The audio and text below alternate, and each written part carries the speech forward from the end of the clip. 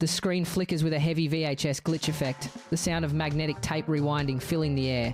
A voice cuts through the static. Let us rewind to the 90s.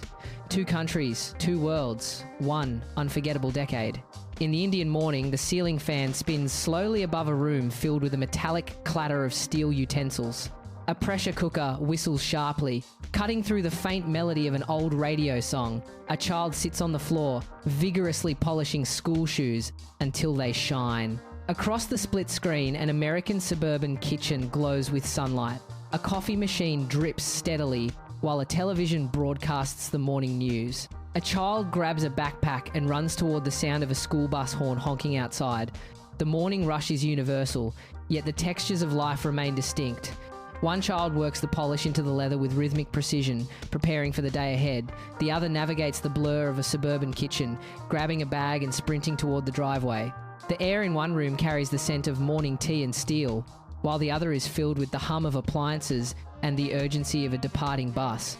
Technology began to carve the path of the decade.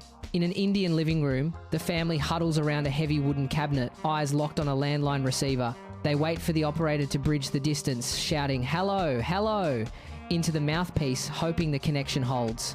A pager sits motionless on the table, a silent reminder of a world that moved at the speed of a manual switchboard. Across the ocean, the atmosphere shifts to the hum of a desktop computer. The room fills with the jagged, rhythmic screech of a dial-up modem. A teenager hunches over the keyboard, fingers flying across the keys to type into an AIM chat window. Floppy disks lie scattered across the desk, physical vessels for data in an age of slow, deliberate transfers. While one household leans into the receiver, straining to hear a voice, the other watches a progress bar crawl across a glowing screen. The divide was clear, but the intent was identical, reaching out across the void to find someone on the other side. Entertainment became the anchor of the household.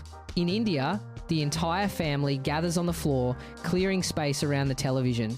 The air grows still as a VCR is pulled forward, a rented cassette inserted into the slot with a mechanical click.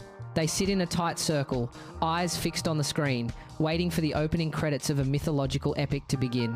The room holds its breath, unified by the shared anticipation of a story they all know by heart. Across the divide, the American living room operates on a different frequency. The family sprawls across a couch, the remote control passing from hand to hand.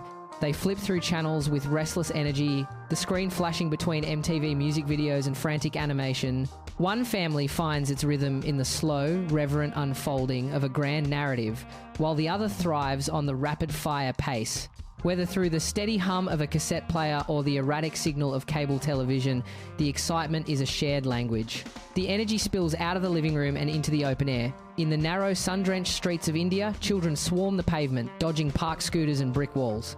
They play gully cricket with a makeshift bat, their shouts of "out" echoing against the houses as they scramble for a run. There is no manicured grass here, only the grit of the alleyway. Across the ocean, the scene shifts to the expansive, manicured lawns of American suburbs. Skateboards clatter against the concrete, a sharp, rhythmic percussion that cuts through the quiet neighborhood. Children race across the green, the sound of Nintendo games drifting from open windows to join the chaos of the afternoon. The play is physical, raw, and entirely disconnected from the digital world. Lunchtime brings a different kind of contrast. In an Indian kitchen, a mother packs a steel tiffin box, layering fresh roti and spiced sabzi, the scent of turmeric and cumin lingering in the air.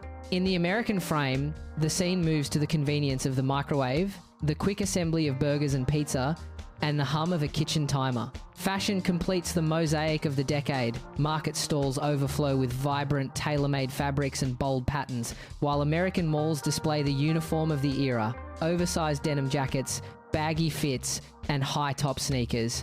From the street corner to the food court, the 90s was a sensory overload, a decade defined by the tangible textures of daily life.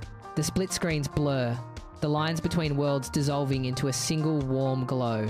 The noise of the decade fades, leaving behind the quiet truth of what remained. It was never about the technology or the distance. It was about the people sitting across from one another, the shared meals, and the unhurried hours spent together. Real connections were the heartbeat of those years. Real happiness was found in the simple, tangible moments that defined a generation. The 90s was not just a time on a calendar, it was a feeling that anchored us to one another. Now, as the tape slows to a stop, the question remains: Which life would you choose? Leave a comment below, share this journey with someone who remembers the sound of the dial-up modem, subscribe for more trips into the past. This one is for the kids who grew up before the world went digital.